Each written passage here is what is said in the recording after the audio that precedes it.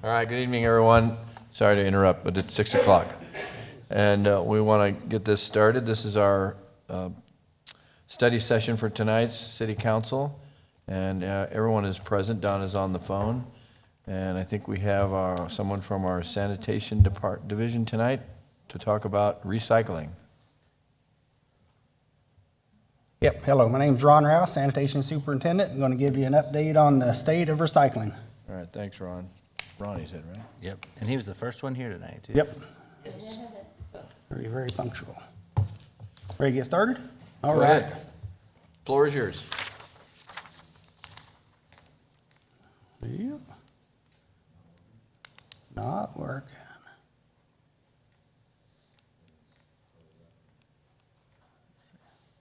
You must have scared it, Steve. Must have scared it. Yeah. Oh. There it goes. Okay, let me back up. Oh. Wrong way. All right, we're done. Thank you. Sorry about that. You can recycle that next year. We will, exactly. Pardon the pun. All right, we'll give a little update on the state of recycling and what actually what the world's kind of looking like and some options that have presented themselves for the city here. A little bit of background information. As everybody's well aware, back in July of 2019, the city suspended its recycling program, mainly due to the downfall of commodity markets and the drastic increase in cost to operate the program. This happened because of the waste import ban initiated by China. The Chinese government stopped renewing import licenses, banned 24 types of solid waste and recyclables, and I believe that's up to 36 right now, different types of bans they put on, and set a contamination rate not to exceed 0.5%. So it has to be super clean to get there. China's actions caused a drastic change in recycling across the globe. Oops. I hit the wrong one again. Sorry about that. Okay, although some cities and communities were able to keep their curbside recycling programs active due to having long-term contracts with haulers, numerous cities and counties around the country continue to either reduce or eliminate recycling services. Once contracts expire, communities are faced with drastic processing cost increases to renew the contracts. Numerous communities nationwide have requested bids for recycling services only to have none returned, resulting in suspending or eliminating programs. The communities that have decided to keep the services have passed the increased cost on to the residents, and I've seen anything from 2% to 24% increase on their monthly bills. Some communities have utilized private recycling services, such as Recyclops, who we're going to discuss here in a minute. What would it cost the city to implement a new efficient recycling program?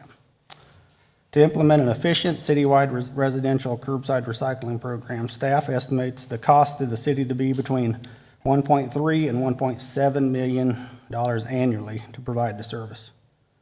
This includes such things as material processing, transportation, vehicle maintenance, personnel, etc. This does not include the startup costs for collection trucks, carts, etc., which are estimated to be between $2.5 and $3.1 million. Get started. The future recyclable materials market still unknown, new regulations, decreasing demand, lower prices being paid for material, new restrictions on what items can be recycled, and requirements for a cleaner recycling stream all continue to have a direct impact on the costs associated with recycling. And our cost estimate to reinstate curbside collection services could increase substantially. Recycling continues to be a global problem, not just local. The recycling markets are still struggling. The above-mentioned factors continue to impact municipalities as they can contract for ongoing trash and recyclable services.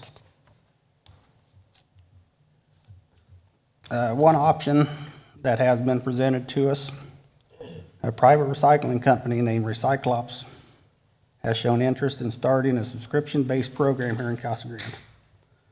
They are based out of Utah and currently provide services to over 129 cities and communities in 18 different states. A little bit of information about them. It's a $12 per month subscription-based service, $10 one-time startup fee. They do every other week collection.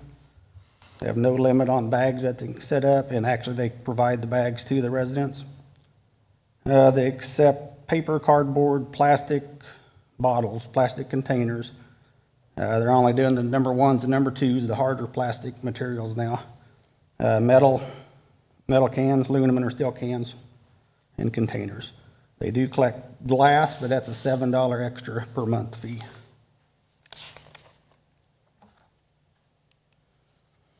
Recyclops require no city affiliation. They handle all service initiations and customer requests. Some communities that they're active in provide advertisement on the city websites, and a few handle initiate and billing for services.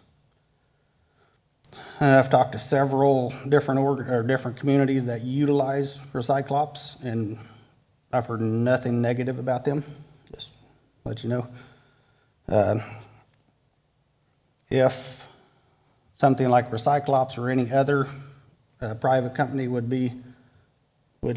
we'd want to look that way, there would be an amendment to the city code or an agreement with interested companies would have to be made to allow them or any other recycler to participate in the collection and hauling of recyclables within the city.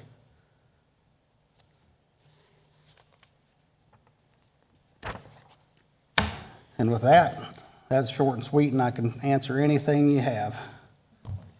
Lisa? Any questions?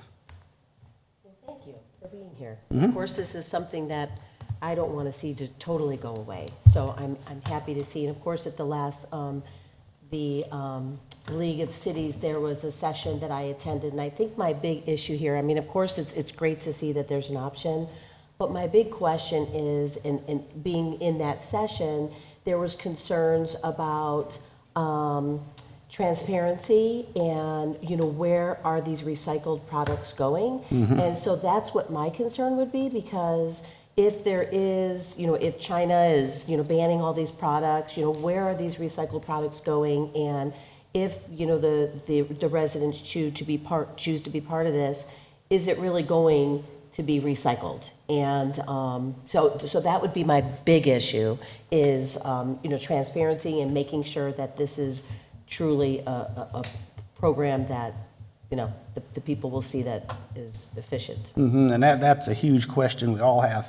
Every different option or different thing I've looked into, it looks like it's going to the right places, certain things. When there's a call for paper, aluminum, the plastic 1 and 2s, there's a call for them now, but nothing really else, because everybody else is stopping to take everything except for them 3 or 4 things.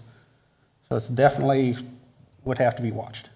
So it is just 3 or 4 items then? Yes. Okay. That's what's hot to the market now. And part of this Recyclops, do they have a marketing and education campaign where they let the people know, clean, how important it is for clean products? Yes, they do. Okay. Yep, I've talked with several different communities that's using them, and I guess they have a pretty good educational system to get the people aware of what they can take and what they can't. So, Do you know how many cities are using them? 129-ish right in that area, and there's several here in Arizona that use them. So, Okay, yeah. okay. Mr. Powell? Could you go again over the fees, the money involved in it that you started with? For us to start The cost of it, yeah. a program again? Uh-huh. Yep. Yeah. Oops. If we did our own, is that what you're talking about? Oh, yeah, right Okay. there. Yeah, we're looking at, to do an efficient program, and we're looking between 1.3 and 1.7 million annually. That's for processing, transportation, maintenance, personnel, that sort of thing. Last time back in 2018, the year before we suspended the service, it was a 1.3 million to support the program. What kind of money is generated? There would be by zero the- money generated now. We pay for everything to get rid of. would be I just checked last week, and it's an $86 processing fee to get rid of our material. So we haul it, pay for disposal. So there's actually no, Well, 1.3 and 1.7 are pretty healthy figures. yes, it's very, And, you know, all the things we need to do in our community, I think we want, Right. yeah. I Yeah, saw plus it the at bottom line. 2.5 Those and together. 3.1, yeah. And so the customers would pay, you said, it's $12 per $12 month a with a month, and $10 fee, startup fee. and if you wanted glass, it's another $7. Mm-hmm. And we would continue to pick up twice a week, city? That's, So it I'm wouldn't sorry. change our service at all? This would change our This is service. just and in then- addition, this is in addition to? In addition to, right? Yeah, this is a completely, It's the all Recyclops companies is completely, Total voluntary thing, and Yep. they'll sign people up, they'll go out and solicit them to sign yep, up? they handle everything. Okay. Matt? Thanks. Thank you.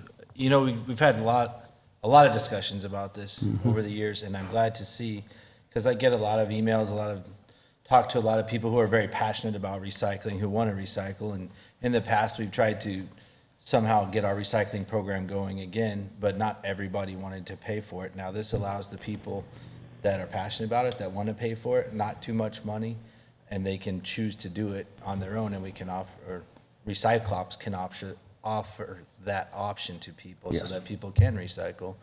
And I love to see a private business getting it, you know, because they have either make it or they don't. So we're not investing our $3-4 million, you know, into getting a program that may or may not work.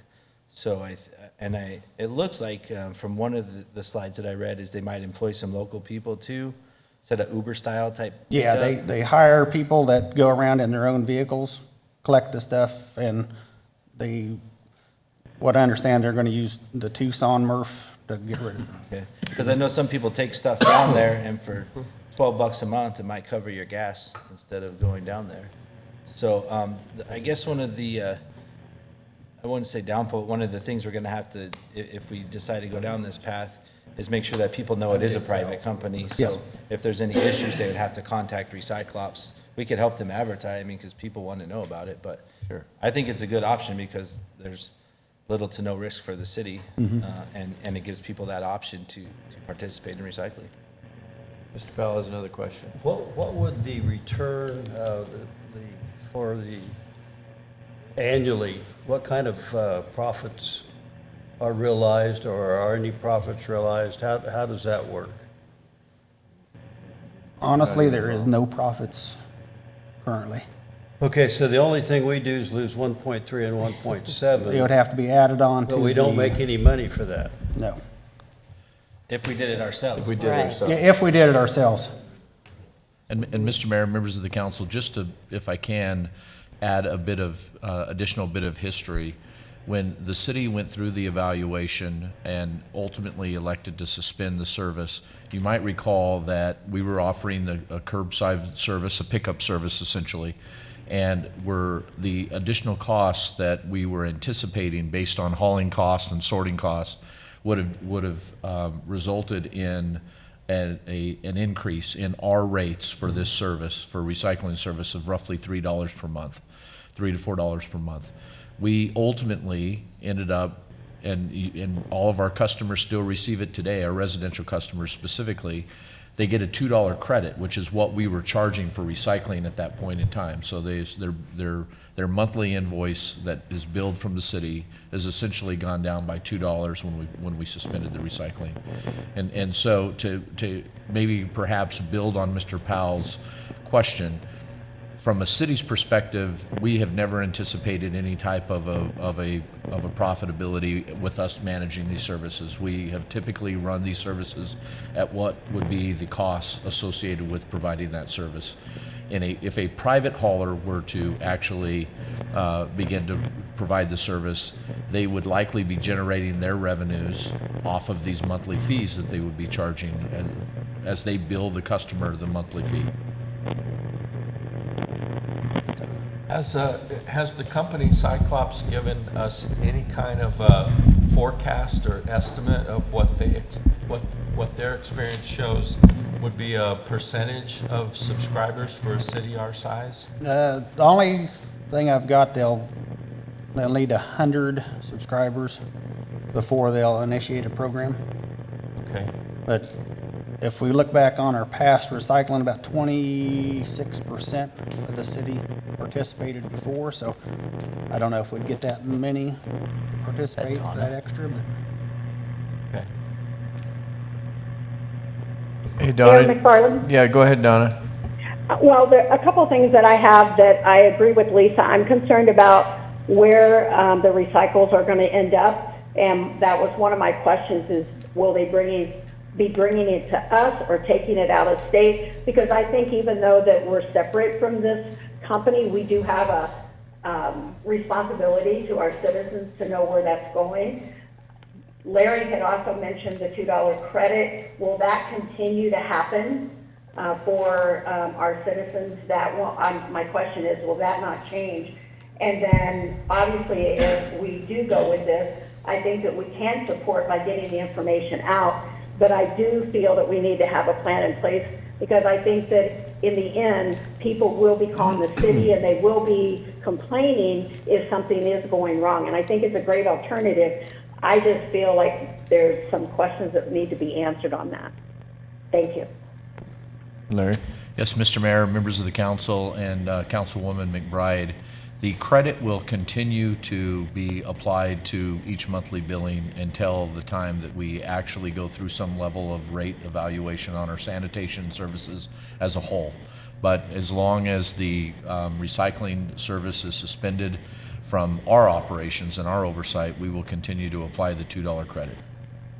And in terms of the setting up mechanisms and ultimately agreeing to a process or protocol when a private entity provides these services, that would be something that we would ultimately negotiate as part of the expectation that we have from the city. I don't necessarily anticipate that this would be a scenario that the city would have to enter into an agreement, because they would be providing the services on their own free will. It would not be anything that they would be running through the city, but we would certainly articulate what our expectations are related to the recyclable goods that they and that they are actually collecting.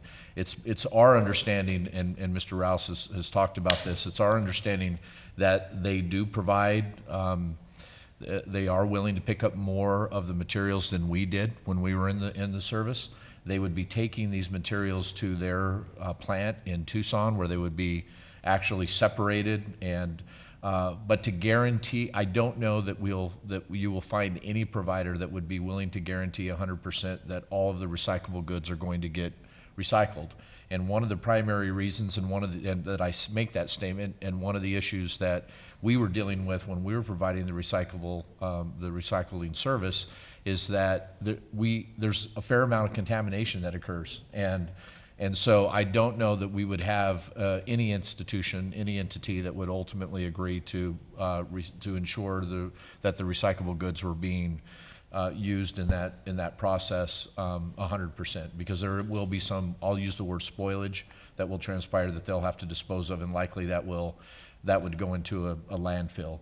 What I'm hearing the mayor and council say tonight, if I can just kind of expand on that just briefly, you're wanting some assurances that this is not just an opportunity for them to essentially bill our residents a monthly fee and then take it to another landfill and put 100% in the other landfill. That's what I'm hearing. Right. And I don't think any of us want a 100% guarantee, Larry. I think we're just asking for, where do they sell it? What do they use it for?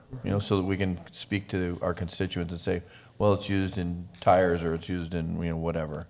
And we want it to be successful, so I think the educational program is important. We have to educate our citizens on making sure that they're putting, right, so that's important too. Does Recyclops offer anything to commercial resident, or? Yes, they do, Okay. actually. Yeah, I had small conversations with them about that, but I've not talked to any commercial companies that deal with them yet, so I don't know Okay. exactly what that option could be. Because I think that would be good just for businesses and schools and public buildings like the city here. I think it would be a good thing to to bring to our employees here too, if we could. So, but yeah, no, I would We are really rec- like to we see are more on recyc- that too. We are recycling here at City Hall. Okay. What would you say is the increase to the landfill per month on a percentage from when we stopped recycling in July of 2019? Had that number. Honestly, it's very little in our remaining life studies we do each year. I believe it only added 3 to 4 months through the life of the landfill. So it wasn't one huge amount like we was anticipating. Thank you. We'd do about 1,500 tons annually, so. What is our projected life expectancy of the current landfill? I believe it's 2042 if I remember right. Thank you. Anybody else?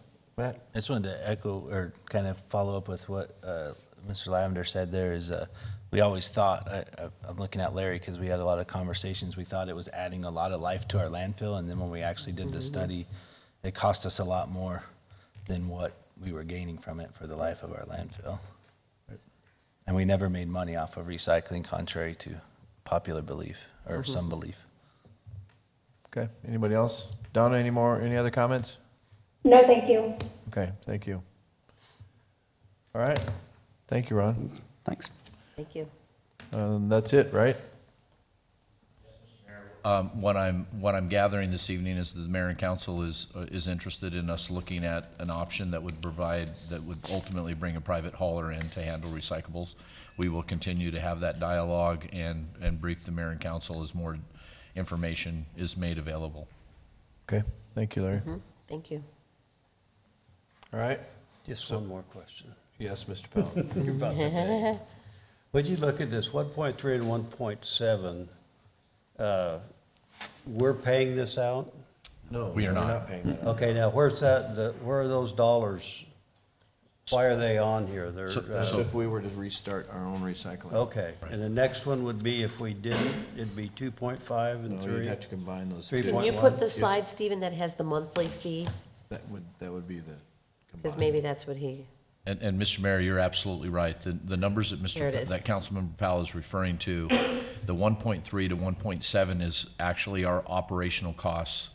Those are very similar to the operational costs that we were incurring when we were doing the curbside pickup program prior.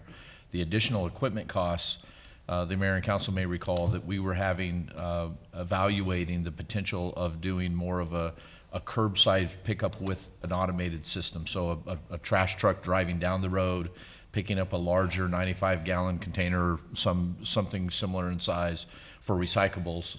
And so those additional costs for the equipment are to in fact move to a program that would be more automated than more labor-based.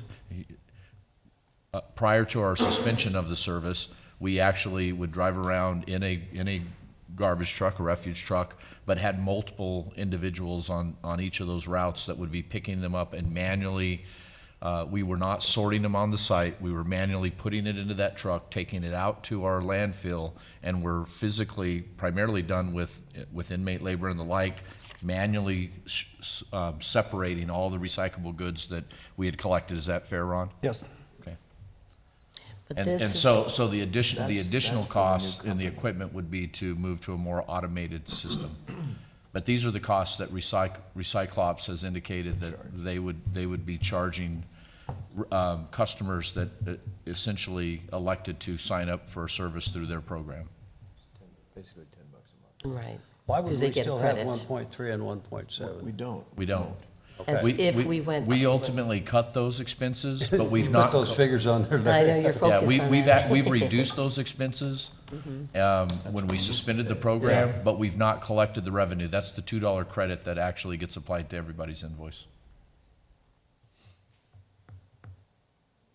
Any other questions? I quit. All right. Okay, we stand adjourned until 7 o'clock. Thank you.